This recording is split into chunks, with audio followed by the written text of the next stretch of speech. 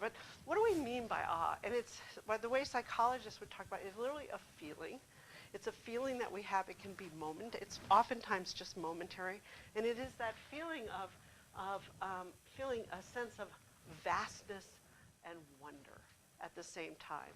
And it is associated with intense pleasure. That pleasure sometimes you feel immediately, but sometimes it comes later when you savor, maybe when you're looking at pictures or you hear a song or you listen to a story. It has some potential enduring qualities. And I love what Jane Goodall says, it's being amazed at things outside the self. Now this is really important, the outside the self part of it. So we'll flesh this out, kind of what is awe, as both through our stories, but also as I go through this. But that's sort of the beginning of with a definition. And I have to tell you, in psychology, there's been 40 years of studying negative emotions. Positive emotions were always sort of seen as nice to haves, but not really central to our health and well-being. And awe is think about awe as this magical vitamin that we could put more of every day. And it's not only going to leave us better off, but the power of it is that actually other people pick up our awe vibes.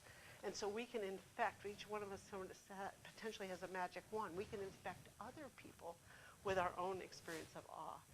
Okay, so what does it do? I mean, it's pretty darn amazing. One thing is it puts us into this different mode, what psychologists often call pro-social motivation. We are motivated oftentimes by more self-centered, but and also by other-centered motivations. They're almost like two switches. You don't often have them at the same time. And one of the things that awe does is it calls up both feelings and behavior that are pro-social, pro-other people. Like people are more generous, more kind, more giving in the face, there's more helping. So an example might be a study that have been done where they put a group of students and they're in a forest of eucalyptus trees. And then they put students in just a more boring everyday place on campus. And then they not only have these students report what they feel, but they also report what they do in the afternoon after they've had that experience, but also in days going forward. And they find over and over again that people are actually more generous and kind. So it's one of the things in our lives that can switch us away from ourselves towards other people.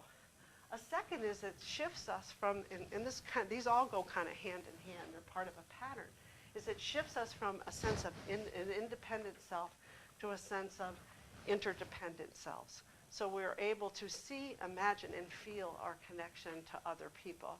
Now, psychologists have studied different national contexts and found that, probably no surprise, in the West, in the US, for example, we have very much on average an independent self-construction. And in other parts of the world, they're much more interdependent. But wherever you live, wherever you come from, the experience of awe, of some of this sense that it's the time often, I meant to mention this, it's when you feel goosebumps, when you feel chills, when you can't help but say, whoa. Those are all kind of utterances and physiological experiences that you're in an awe state. Now you can start to imagine, again, how these kinds of things can be so impactful. If for example, in church we may come into this morning, into church being sort of more self-focused. We have all this stuff to do. Sundays are nice, but oh my gosh, Monday's tomorrow, and da-da-da-da-da. You're thinking myself. And then you have the experience in church, multiple experience, hopefully, of awe, and you walk out and you start feeling and seeing things differently. It binds us more to the collective, so we see ourselves more as a part of humanity, the larger humanity, more a part of the church, more a part of our generation, more a part of any social group that we identify with. Awe causes more of a sense of that connection. It also, this is pretty important in a world where, again, there's so much concern about being very divided and concern about diversity, equity, inclusion. You find that people feel and express much less polarization after an experience or in the experience of awe than they would, quote unquote, normally, or kind of what their average experience would be.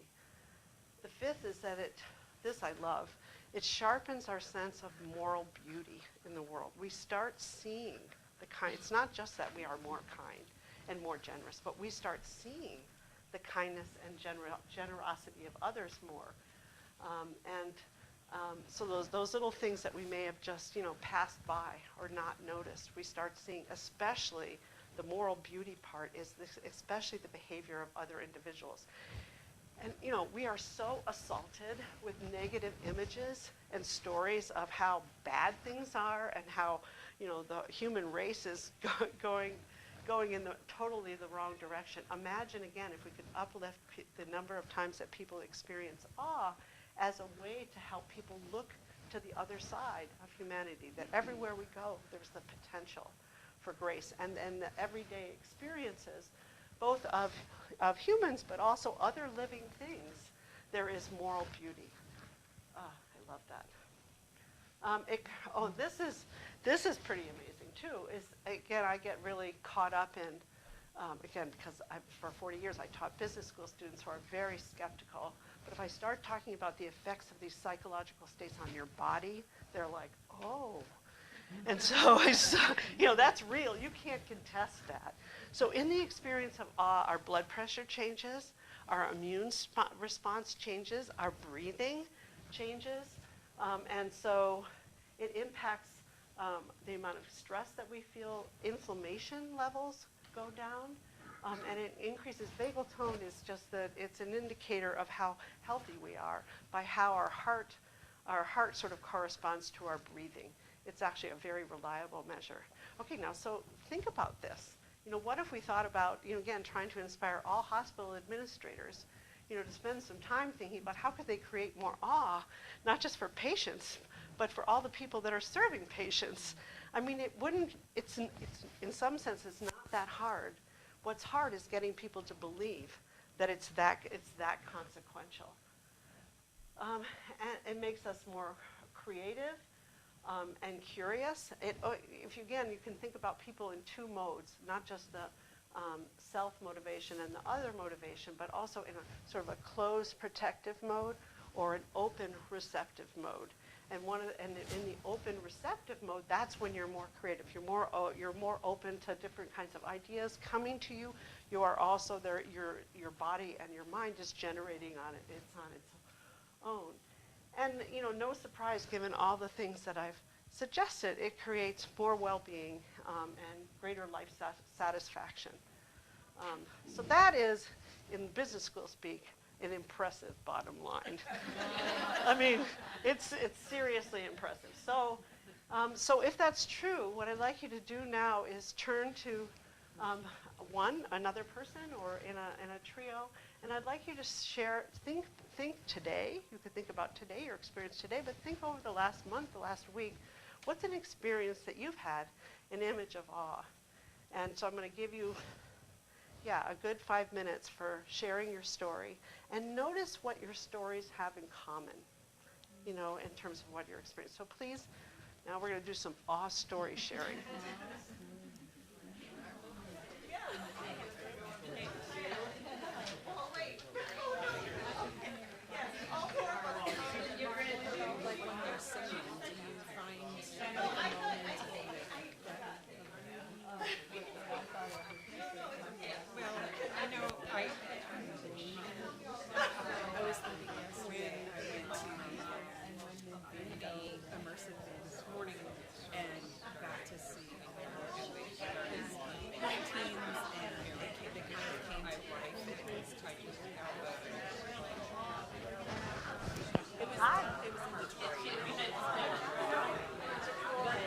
We're sharing stories of awe, like an experience that you had of awe right now, and of awe.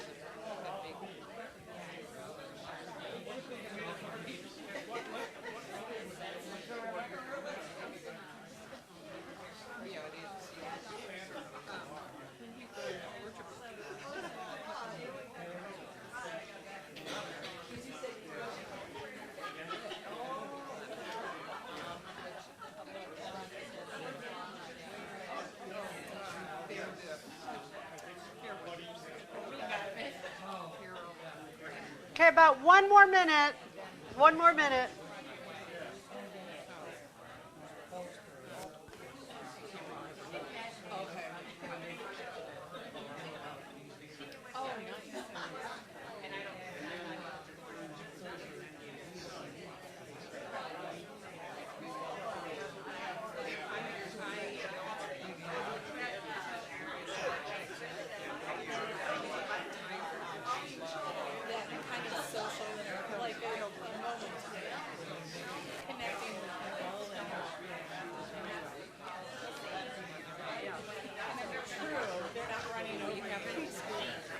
You can beam me.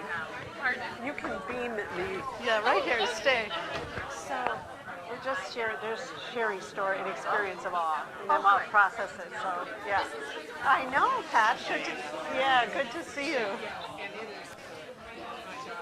And Diane, this is my family. They are all here. That's my 2 daughters and my husband. Just so you know, it was a big deal that they came.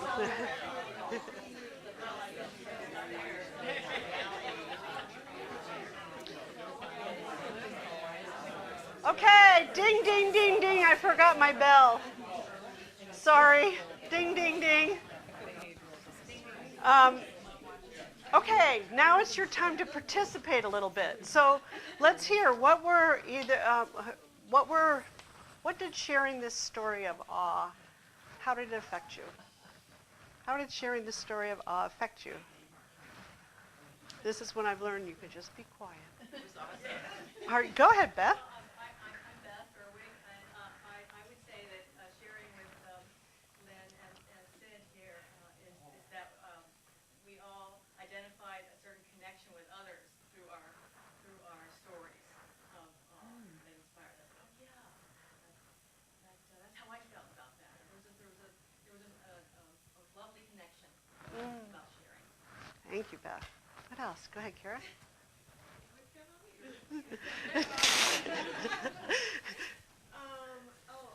Emily and actually Em and I were both talking about how we have noticed a couple people in our lives recently going through really hard suffering, and just the awe that we see with them showing up every day in their lives. So it's sort of a flip. Yeah. It's something beautiful, but in a different way. Yeah, wonderful. Thank you. Also about interrelating and connection. Yeah. Awe does not mean the erasure of suffering.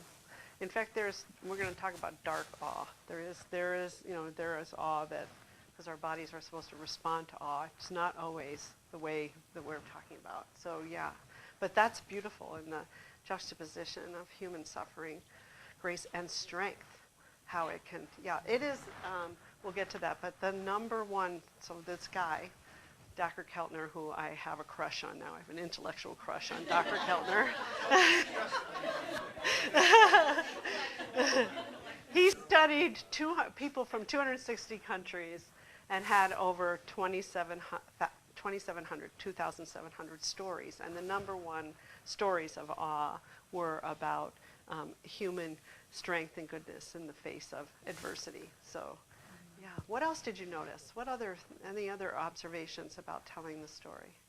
It brought a lot of energy to the room and to the interactions. Yes.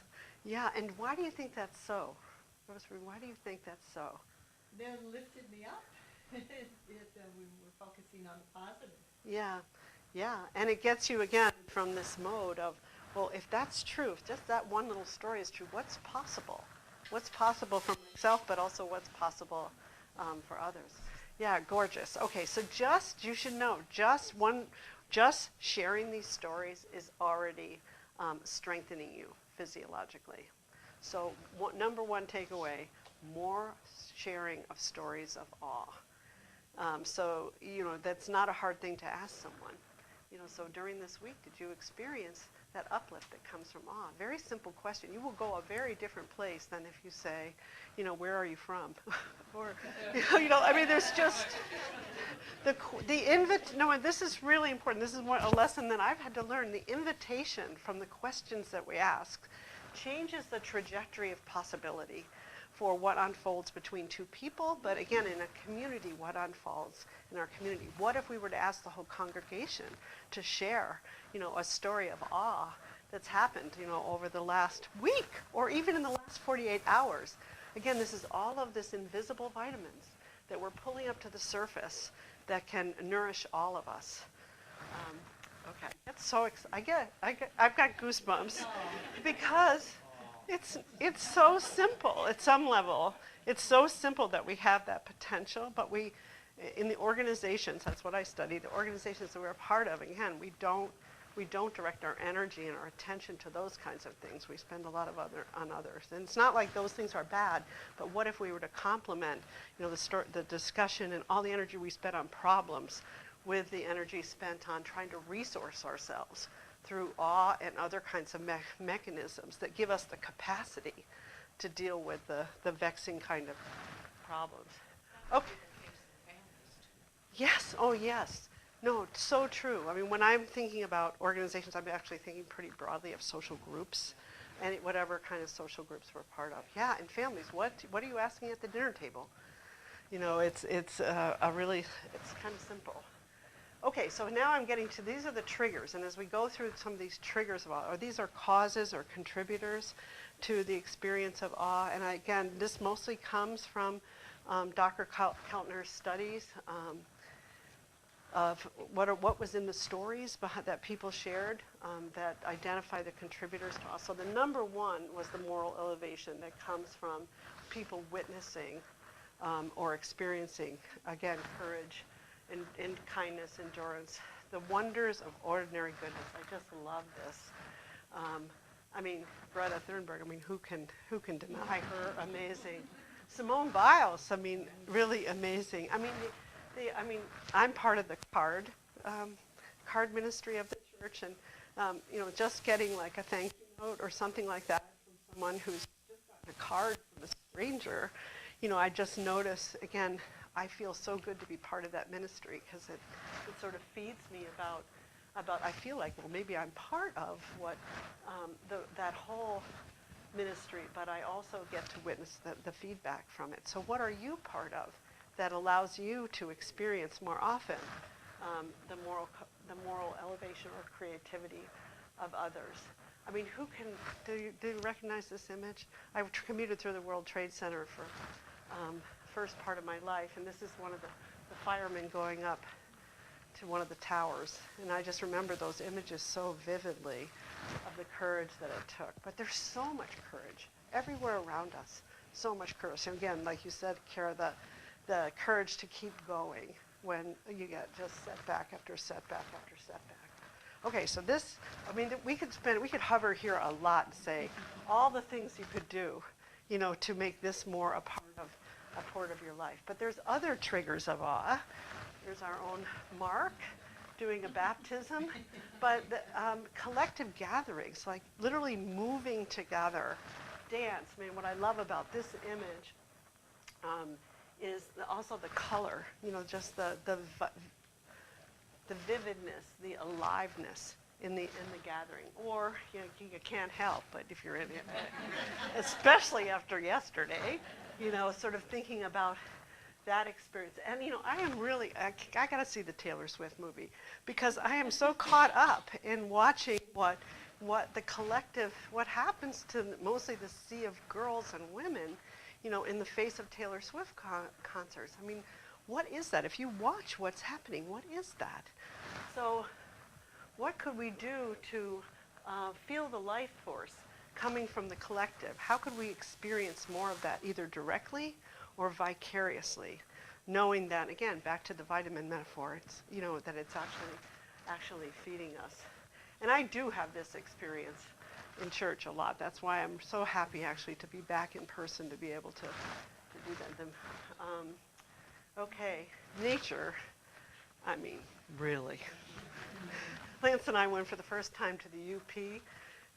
First of all, we noticed, man, they're prideful up in the UP. It was really stunning. But, you know, we thought Lake Michigan, you know, was beautiful. But Lake Superior is pretty darn awesome, you know, and as are the other lakes. But, I mean, just around us, and I wrote this down because I sort of do a little, when we were up in the UP, I got to write down, it's so terrible, my memory, these things, I can't pronounce it. But this image is, yeah, how do you say it? I can't do it. Kitchewitty-keepy? Oh, yeah, okay. Thank you. It's this incredible natural spring where 10,000 gallons of water come into that spring a minute. 10,000 gallons. You go out, they take you in this little boat. You wait in line for a really long time. They take you in this boat, and then you think it's not going to be that spectacular, but it's glass-bottomed, and so you can look down. And so there, you can look down 45 feet into, and it's just remarkable. Well, everywhere you look, you know, everywhere really, there's the beauty of nature, whether it's you know, your deer in your backyard, or the turkeys that are running wild in Ann Arbor, you know, or a pool of, I've never seen a pool of flamingos, or the northern lights. I've still never seen it. How many of you have seen the northern lights? Oh, you've seen it? Oh, something that I would so love. But nature is, it's probably no surprise that that's just such an important part of awe. Well, yeah. Experience with art, music, film, and visual design are also really important sources of awe. Yo-Yo Ma, I mean, there's just, I'm sure you have your examples. These are examples for me that really, someday I'll get here, I hope. But those are really important prompts of awe. And again, this is something we have some degree of control over in terms of what is our daily dosage that we're getting of these kinds of things, and how could we increase it. And I'm excited, next week with Dave Vanderveer is going to do awe and music for us in the sanctuary, and I hope you'll come, so that'll be like a living testimony to the power of this. Encounters with the divine, you know, or sensing the presence of God or spirits.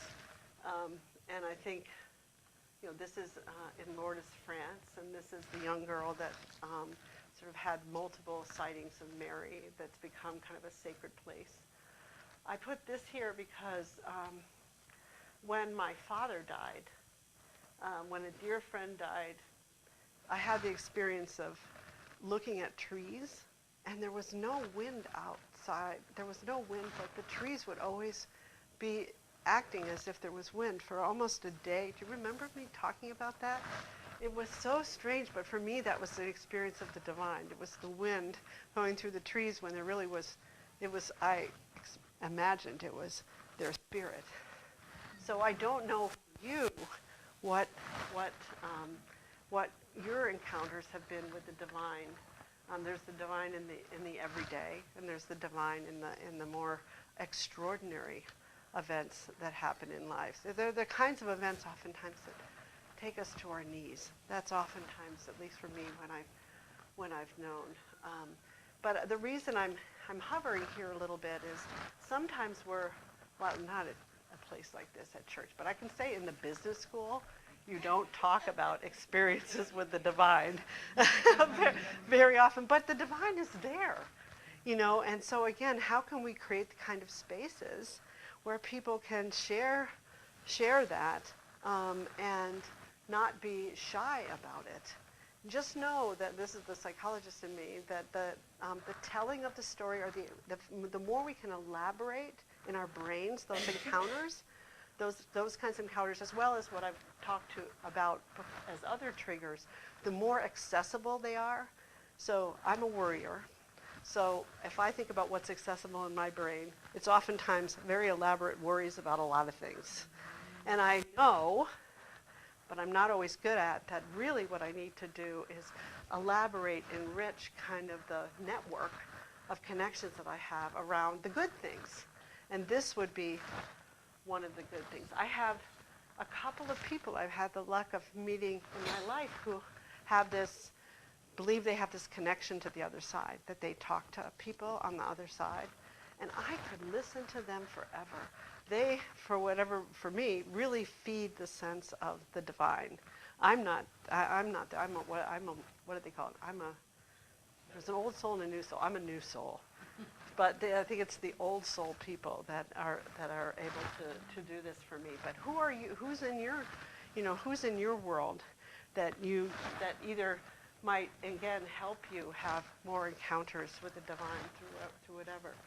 I mean, birth and death. I mean, you guys just went through this with your new grandchild, and some of us have been with other people when they have passed to the other side. Mel, I'm sure you have so many stories to say about this, but I'm on my phone like all of us a lot, but I'm on my phone really a lot, and I'm on Facebook a lot, and once you access videos and you spend time on it, then they send you more. I have seen more videos of babies born, in the last 2 years than you need in a lifetime.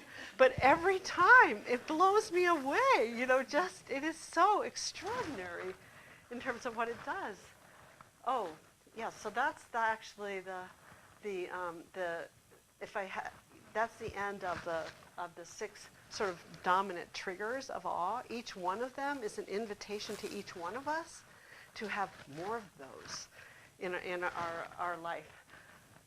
I couldn't do this series without doing at least a little bit of a shout out about awe. And I think you mentioned, Mel, you're going to do the next sermon. Are you touching? I will touch on awe.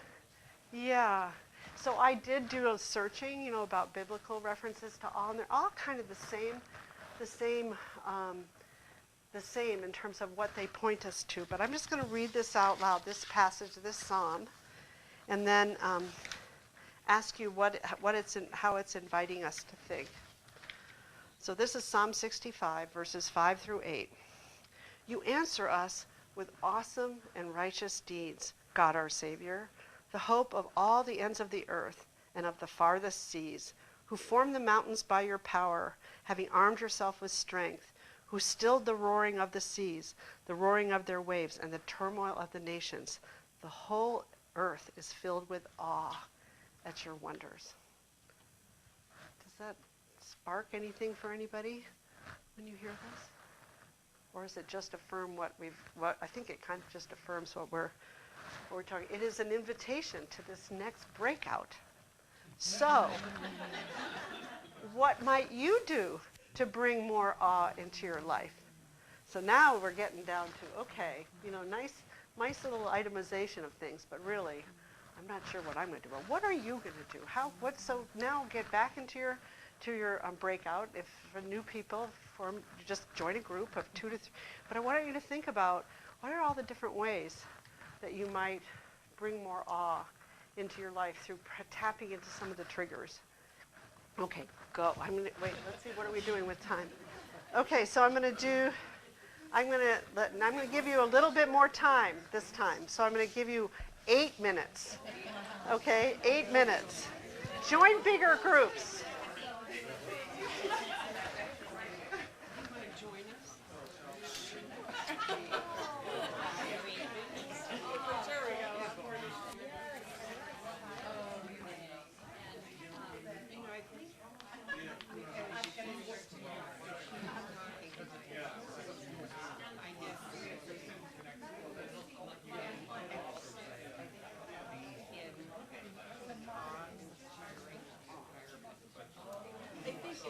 they were saying it was like a human connection. Unfortunately, what I was thinking is more of a introspective thing. My moments are of when I'm by myself and I was that I'm like on my way to work and there's always a spot that has these sunflowers. And so either I pull over and look at them, or as I'm driving by, I try to capture it all in my phone. But instead of keeping that to myself, maybe as I go into work, express it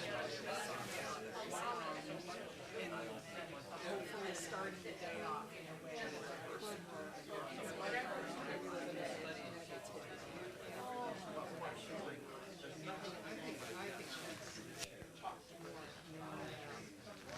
it's not easy because we all get in our, and you get to work on stuff starts hitting you. Yeah.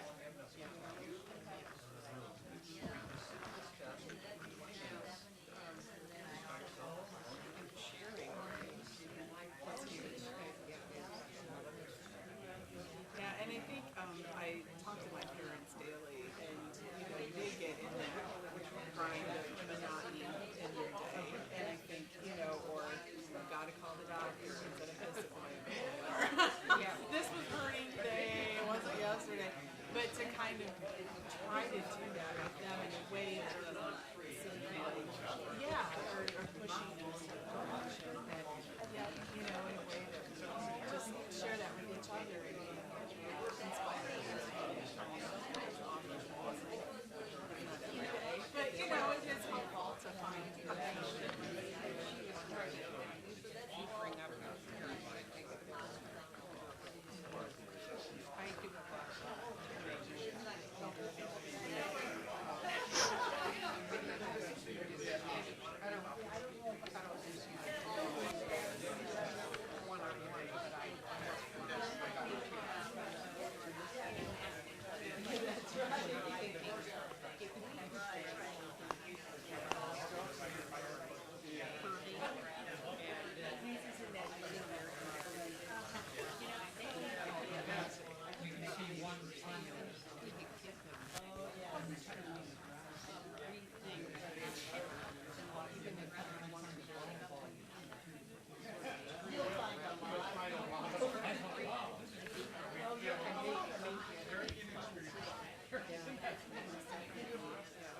Well, and my question, I guess, to you too, is something to consider is the practice of gratitude and how they are somewhat the same, but yet also different too. So I'd be interested to hear take a really different because we've tried to write like that's one, I guess because society is kind of put out there gratitude, and their journals and stuff like that.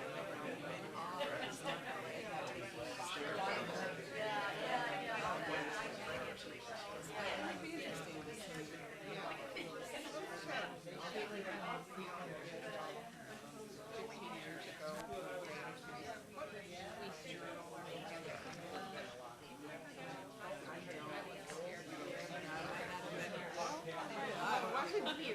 Oh, okay.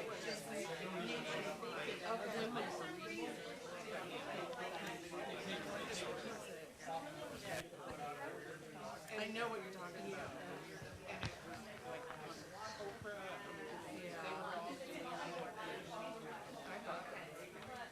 Her name was Sarah.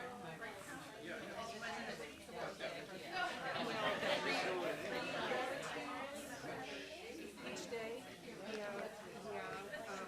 The idea was before you go to bed, and think of 5 minutes of 3 things you're grateful for, and sleep. It's ending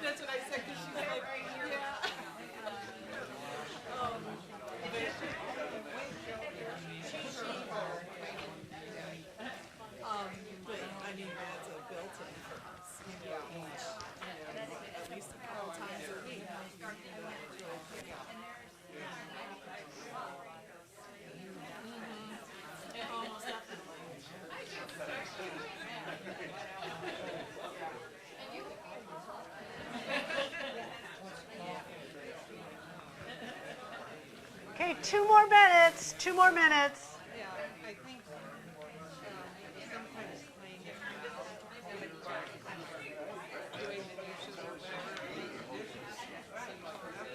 Does, doesn't it? But it's too much flow. Okay. Just gets me.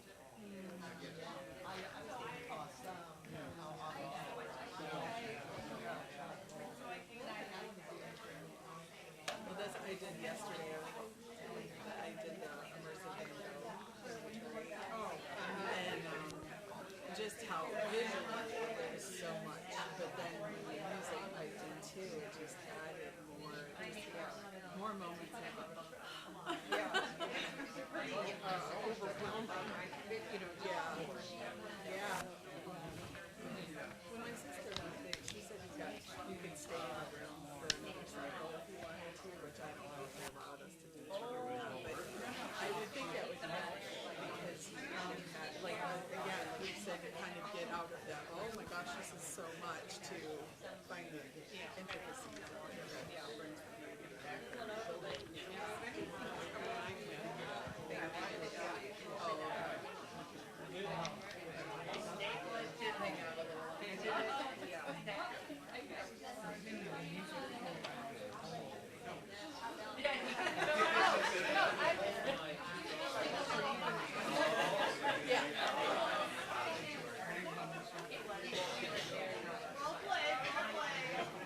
Okay, ding, ding, ding, ding. Sorry.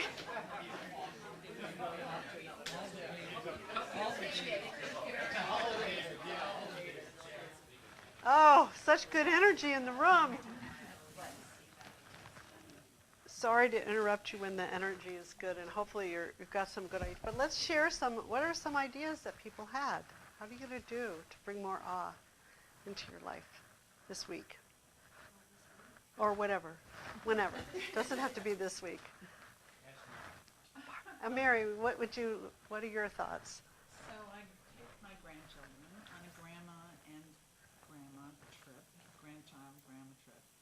And my third oldest grandchild, Sean, he said he wanted to go on a history trip, and that would take us to Virginia. And then he backed out.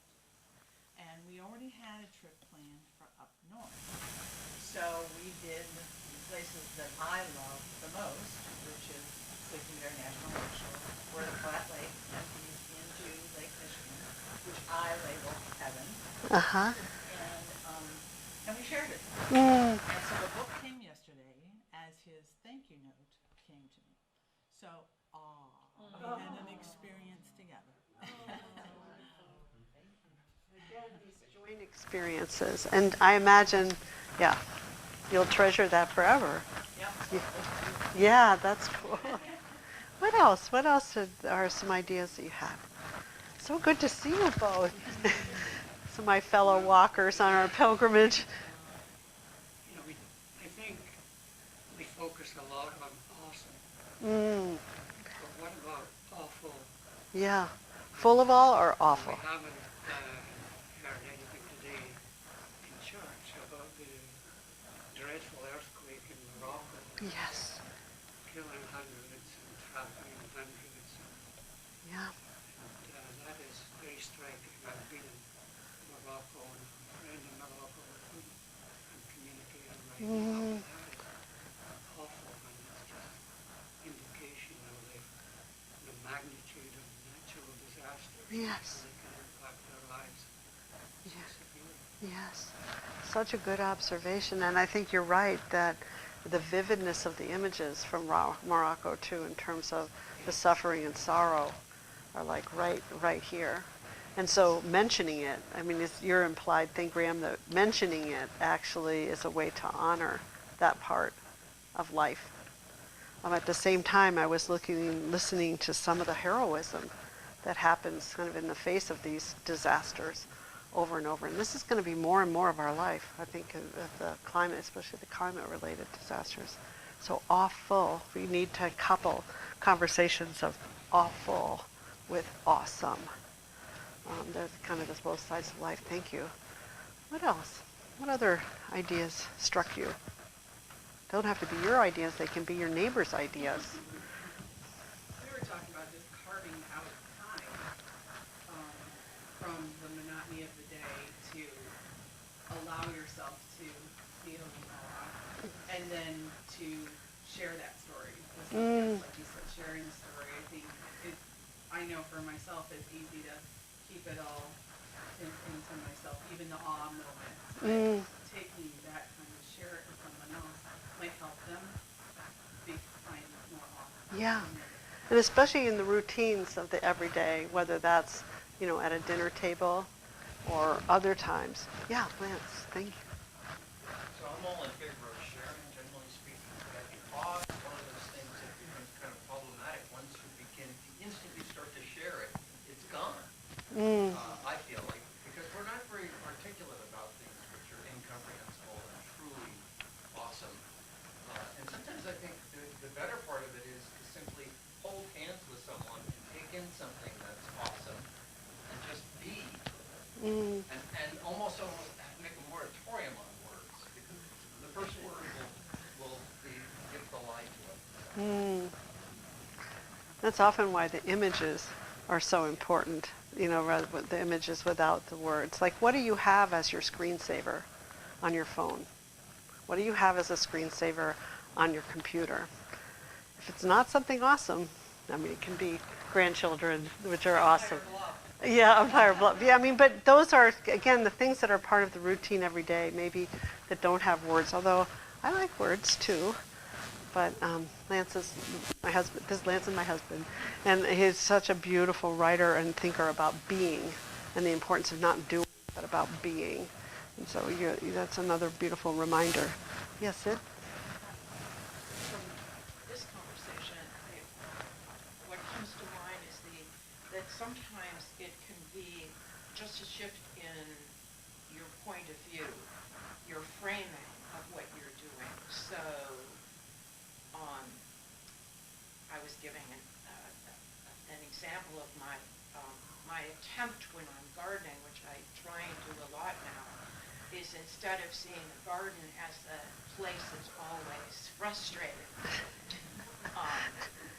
and that is never done, is to just shift my framework and just see all the small beauties and the beauty in imperfection.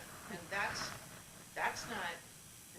just deciding or practicing a new way of looking at what we do on an everyday, instead of thinking of cooking as just one of those things you have to do, is reframing it as the assemblage of this beautiful productivity that's in front of you. Yeah, I love that. Beautiful examples of mindset changes.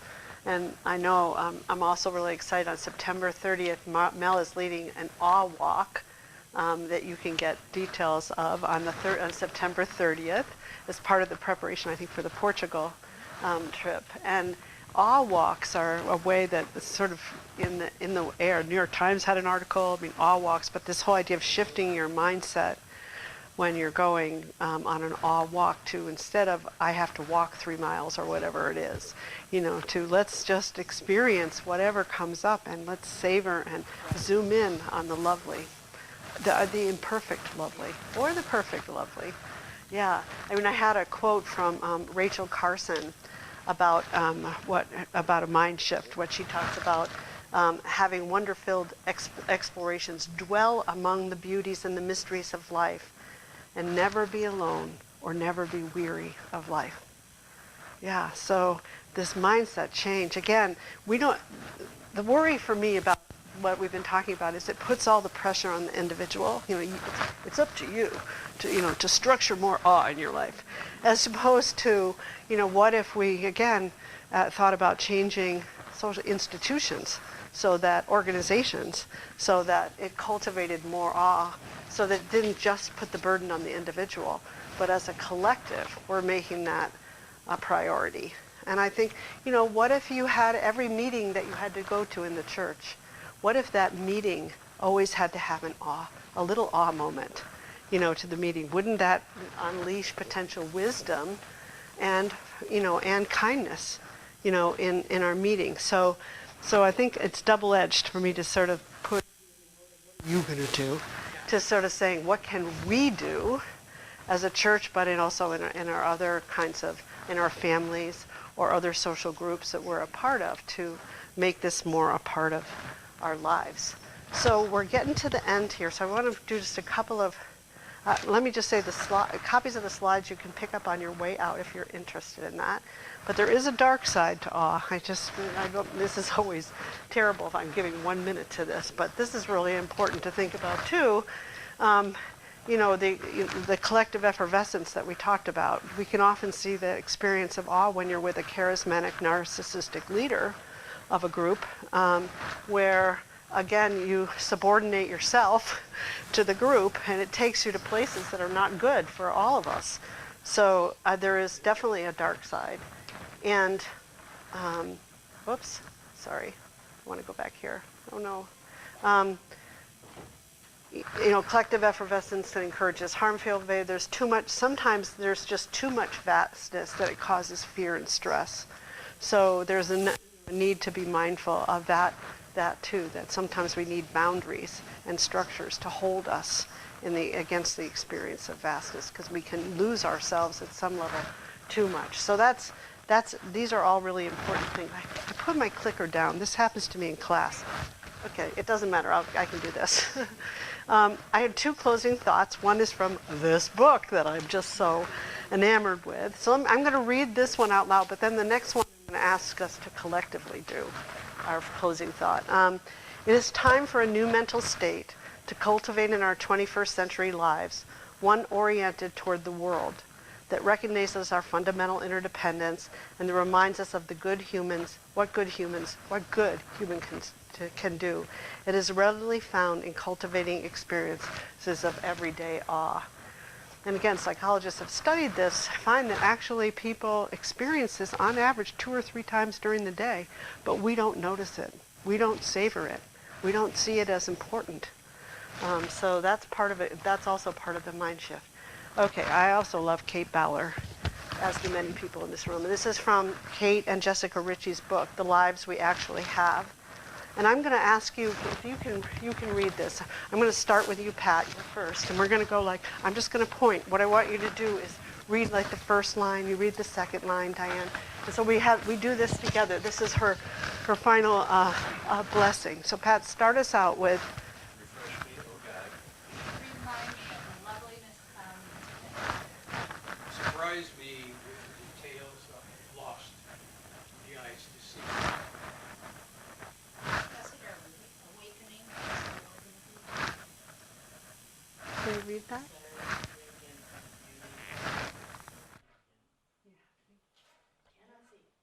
Yeah, we can't see. Oh, you can't? Just go ahead. We don't have to. Oh, okay. Just keep going. Going with the act of collectiveness, but I'll do it. Full of the love you have given us, the joy that is hidden among the reeds of the ordinary. Blessed are we who desire to feel our hearts soar with the glory set in the heavens, the moon and the stars, with awe at the people right in front of us, with the beauty of the lily right in its elegant purity, and the mystery and power of the tiniest seed, bursting to life as it was always destined to do. This world you made is irreducibly sublime. Blessed are we who ask for hearts that are soft, for eyes that are awake, for ears that are open, for a hand to hold the wonder that is here now. So I think it's a beautiful way to end, along with the advertisement for the upcoming things in the Pause series. The next 2 we're going to be in the sanctuary. Dave Vandermeer about mute, this is going to have us just awing left and right.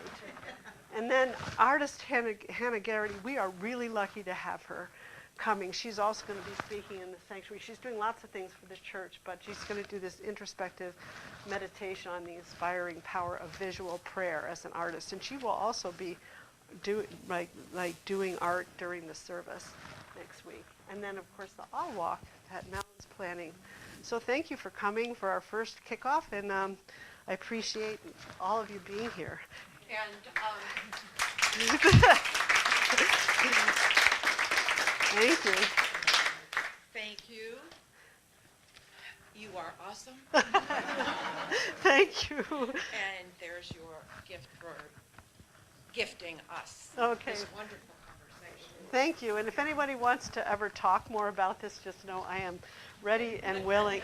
And this book is really worth the price. I'll buy one for the library, and then if you want that, this is one as one of the gifts. It's a really good one. And also, if you Google this guy, Dr. Peltner, or go on YouTube, he has lots of podcasts. He wrote this book in sort of reverence for his brother's death. So